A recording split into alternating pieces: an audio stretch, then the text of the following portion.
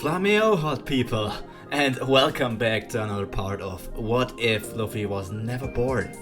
This week we're actually not going to finish the Dressrosa saga, because man is the Dressrosa arc long. Holy shit. Like, oh my god.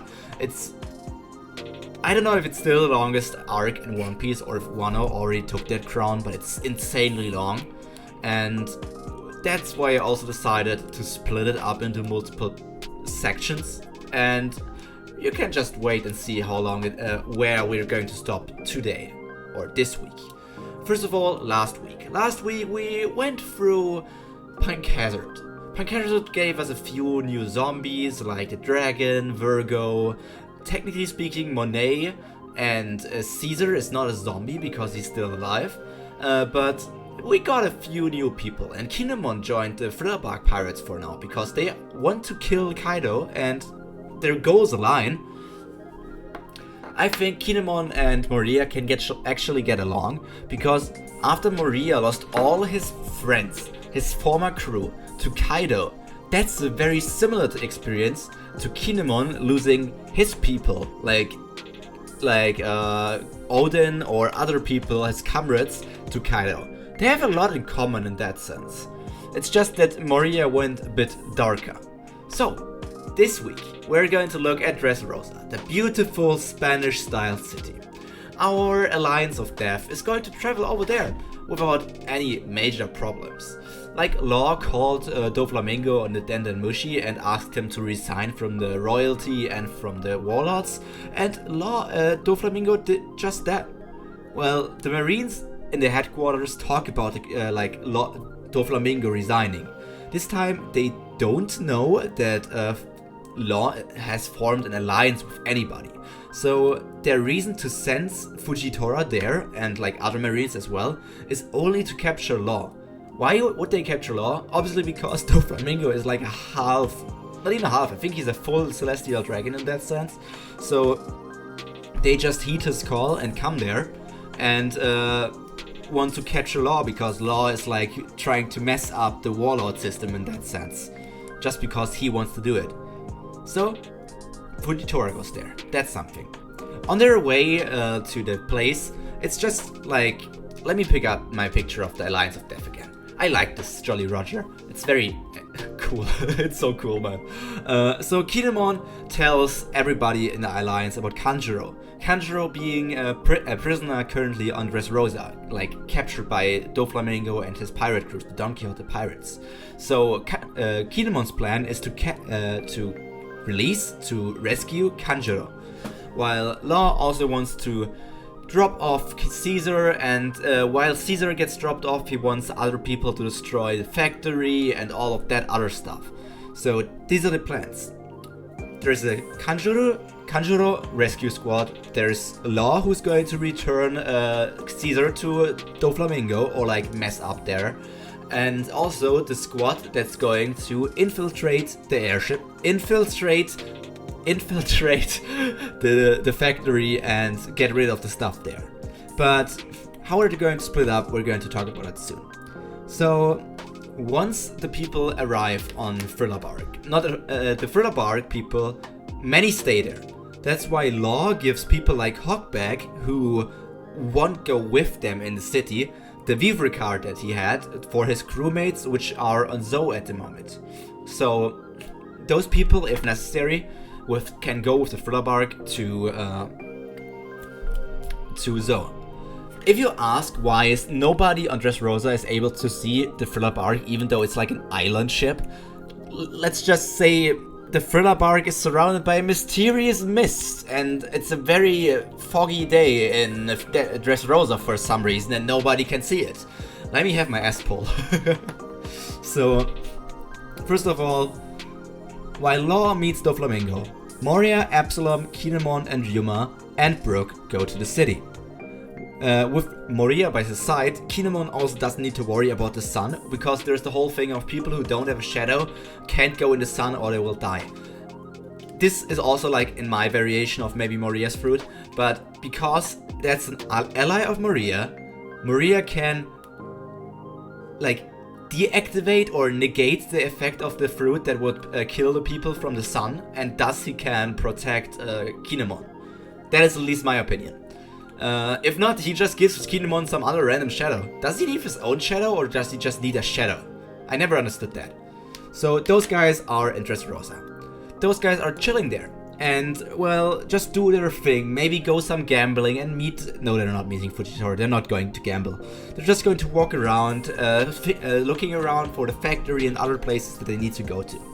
And Absalom and Brook are supposed to go to the factory and, like, do the stuff there. And while they do that, Moria, Kinemon, and Ryuma are going to rescue Kanjuro. Because the two samurais need to do that. And Moria is just there for strength. Moria is the captain and he needs to go there. So, but now the whole Zoro thing happens. There's a certain sword that our Ryuma is carrying, and that's the Shusui, the black blade of the people of Wano. And this black blade gets stolen by a fairy, or as we know them, Tontatas. So while that happens, Ryuma instinctively rushes after the thing to get back his sword, and Kinemon follows him shortly after because he knows how valuable the sword is, and obviously because Ryuma has his shadow, so he also needs to stay close to them just in case anything happens maybe. Well, Moria follows them as well, more reluctantly than anything, because these two idiots just get their stuff stolen from.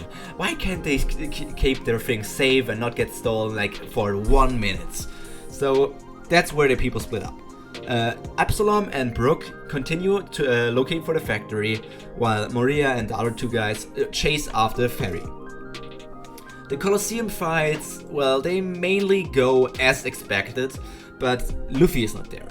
And someone else who is not there is Bartolomeo. Bartolomeo, without Luffy, never had the reason to leave the East Blue, and he's still somewhere in the East, I guess. Maybe he left, but I don't know if he's rushing as much as if he wanted to follow Luffy. So he's just there. And my version of the Colosseum is going to be like this. Hack, the fishman from the Revolutionary Army, and Sabo entered this place together this time. So basically, Sabo is going to take over everything that Luffy would have done. Everything that Luffy would have done in Colosseum is now done by Sabo. And that's a way Sabo can still gain the fruit, and all of the Revolutionary Army can do that stuff. Yeah, those different things. Sabo obviously joins under a different name, as far as I would think that would make sense. So, while Absalom and Brook search for the factory, they meet the Thunder Toy Soldier. You know, that guy who's actually a human? Or like all the toys? He basically tells them about the past of Dressrosa, and that the toys are actually all humans and people just forgot about them, and he wants to help his family and his loved ones. And I'm not sure how Absalom would react to that, but Brook knows how it feels to lose loved ones and be forgotten in time, because he's a skeleton. Yo-ho-ho-ho-ho-ho. No, he knows because his ship, everybody died, he was the only one left, and if he would die or just forget about his people, it would just be over. Nobody would remember them and they would just be forever forgotten. And that's something very scary, and that's why Brook will maybe get a bit sentimental and cry and promise the toy soldier that he will help him and rescue the people and save the people from being toys. So those go there. Well, first of all, now we come to another part. Fujitora is on the island, we all know that. And he also prepares to go to Green Bit, as the Marines are gathering information on the pirates that are currently in the Colosseum. Why go to Green Bit? Because obviously Law had phoned again to Doflamingo and told him that the trading point would be at Green Bit. So Doflamingo goes there to meet up with Law, and Fujitora is going to go there at least to shadow them and then attack Law if necessary. Another thing who's not there, we already said that Luffy and all of the Straw Hats are not there, obviously. But Bartolomeo is not there, and Bellamy is also not there. Bellamy never got picked up by Doflamingo. Like he may be still on like the half-destroyed Jaya, or he just is somewhere around the area, but I'm pretty sure he wouldn't have come to Dressrosa yet. So no Bellamy for us here. And now for a small arena update. Without Bartolomeo, King Elisabello II would have won Block B, because Hack got destroyed by the Barrier Fruit, Bellamy got destroyed by the Barrier Fruit, Idio got destroyed by someone else. Like, all these different people couldn't hold a candle against the people. And while I guess while people like Hack and Idio are going to fight against each other, Elisabello is going to charge up his King Punch, which is set to take down even a Yonko, and he's going to punch and put all of them out of the ring, and that's how he wins. And now Law is going to take Caesar to... well, he's going to take Caesar to Green Bit, alone, not having people like Robin and Usopp with him. But that also means without Robin there, CP0 is going to stay unnoticed, because it was only Robin who noticed them, and told the others that CP0 was here and that there will be nothing good coming out of the people being there. As the perverts of the crew, Brooke and Absalom, are currently busy and going some other direction, there's also not going to be any encounter with the people and Violet, because Violet took care of Sanji because she knew the Strawhat Pirates were there, but she doesn't know about the Thriller Pirates, and even if she knew, I'm not sure if she would know about Absalom and Brooke. So those two can just continue, and everything with Violet is not going to take place here. So we come to Green Bit, where there's a fight happening. It's not yet starting, because the Marines are trying to attack people or are carrying weapons around. And then a mysterious voice tells them, "Drop your weapons or you will regret it!" And they won't drop their weapons, and then all of the Tontata tribe will just steal the different weapons of the Marines and strip them of their clothes and all of the other stuff, so those are taken care of. For now, there is no connection between the Alliance of Death and the Tontata tribe, but maybe there will be one in the future. So, Law learns that he got tricked by Doflamingo. Doflamingo never resigned from his position, and this is just a trick to capture Law. And that's when he also, through lying deceits, fights against Fujitora and Dofi. Well, you can't really call it a fight, as he pretty much gets smashed on the ground by Fujitora. There's the whole meteor business going around, a few strings here and there, and then Law's just getting pushed in the ground. Pretty sad action here. But then Law plays like he gives the heart to Doflamingo. But to be true, that's not the actual heart. There was a lie. There was only a lie. It was only a lie all along. It's the wrong heart, or like for whatever heart it is. Maybe for some other guy. And while Doflamingo is distracted, Law is going to teleport away with Caesar in his hand, and he's on the bridge again, where all of the fighting fish were. And then he's going to open up a big room to search if the Thriller Bark is in his range. And just barely, because Hawkback is still in the area, he switches Caesar over to the Thriller Bark, which is the sign for the people to run away. Now Hawkback knows that he needs to dip out of this place. Something didn't go as planned already, which didn't take that long, and now they need to run. So, well, while Law is also trying to run from Fujitora and Doflamingo, Hawkback, the Thriller Bark with Momo on it, and now also with Caesar on it, are going to sail away to Seoul. But they are going to encounter some other problems on the way there. So, while on the other side of things, where the fight is, obviously we have a few things going on with Ryuma, who caught up to the Tontata, which together with Kinemon and Moria, obviously. So he gets back his sword, and he has the little dwarf in his hand now. And this dwarf will be useful to them, because they learn about what's going on. They can ask the dwarf about the whole thing with Doflamingo and maybe already partner up. So that's going to happen.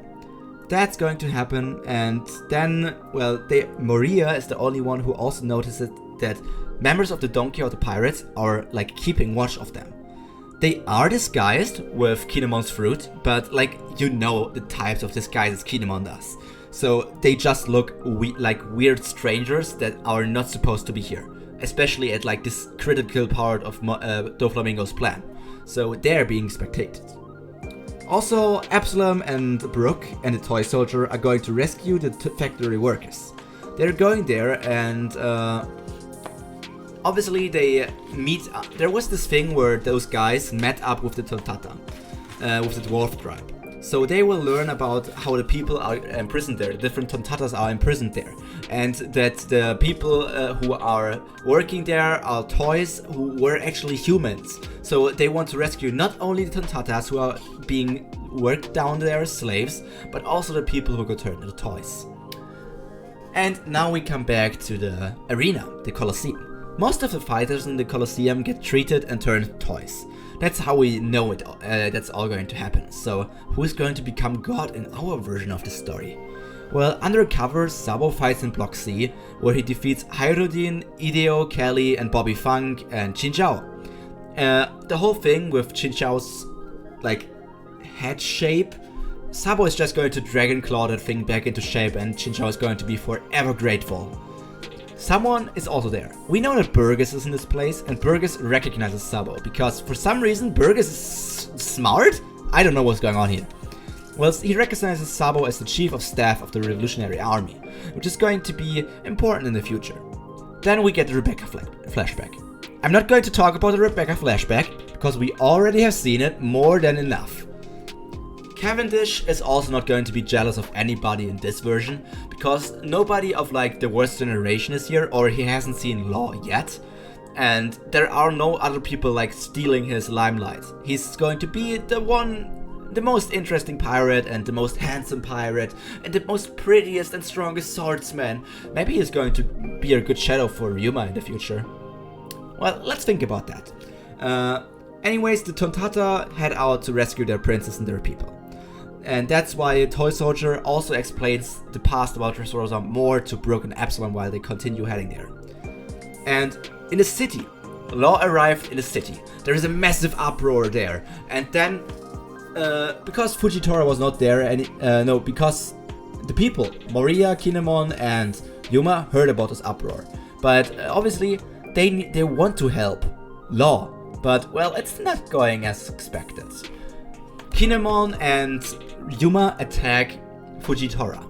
Yuma is disguised so that people think he's a normal human. Maybe he looks a bit weird, but maybe they kept his face hidden or something, that he doesn't look like a zombie. So they get defeated easily, and Moria stays hidden in the shadows. Because there's Doflamingo and an admiral. That's going to be quite difficult, even for him at this point. But he sees his two guys defeated, and he sees Law defeated. This is quite problematic for them, but Moria is still confident that he can win here. It's just that it's going to be a bit more complicated. While Law gets taken away and Fujitora goes with Doflamingo at the point, there's a lot of other stuff happening as well. We get a flashback to Dofi taking over the country while the prisoners talk below the Colosseum, where the former king explains to other people what Doflamingo actually did. All of that stuff is going to happen. And while that also happens, there is something else going on. The people outside of the Colosseum, there are the Marines stationed there. The Marines wanted to wait for the pirates who lost to come out of the place and capture them. But to their surprise, they just forget them. They still have the bounty posters, the wanted posters of them in their hands, but they don't remember who these people are, even if they have a bounty of over 100 million berries. It's like, who the hell are these? Why do we have wanted posters for these? And that's quite menacing.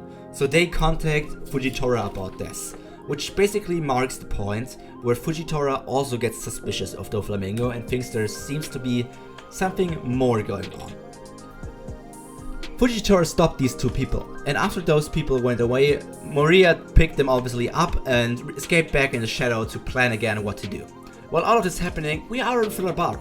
Thriller Bark sails a bit, and while they're sailing, the Big Mom Pirates appear. We all know that the Big Mom Pirates also appeared chasing the Straw Hats, but this time they're chasing the Thriller Bark Pirates, because they want Caesar. And while, who were the people?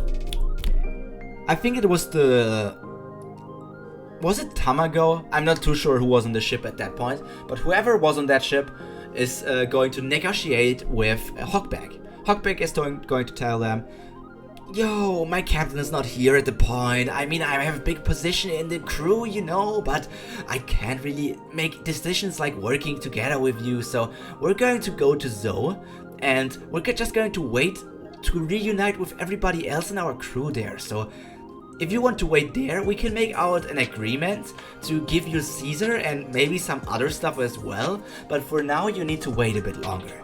And, well, I don't see any point why they wouldn't agree. It's just like, you need to talk with the captain to make such decisions. And that's obviously the point here. But now we go back to the more important things. Moria is still very confident in his power. He hasn't shown his full power yet, and he is confident even without law that he can defeat Doflamingo. If Fujitora would fight together with Doflamingo against him, that would be a different case, but fighting against Doflamingo, he is quite confident. Is that false confidence or not? Well, I can't tell you that. It's up for you to decide how strong this Moria version is. I know how strong he is, but you can wait until the future to see that. So, Brook and Absalom, those two are going to infiltrate the factory, and this leads to a fight between Brook and Senior Pink. Because normally, normally that would be the place where Frankie fights against him, but this time Brook acts as a distraction. They meet up with the Tontata and plan all the different stuff, and make a sort of alliance, where the Tontata join up with the Alliance of Death and the Toy Soldier. So they join up, and Absalom is going to go to, I don't want to say kill, but at least knock out Sugar for this point. And they need a distraction to make it easier for Absalom to go there, even if he's invisible. So Brook makes a distraction. But there he's going to fight against Baby, not Baby 5, it's the other baby, the pink baby, Senior Pink.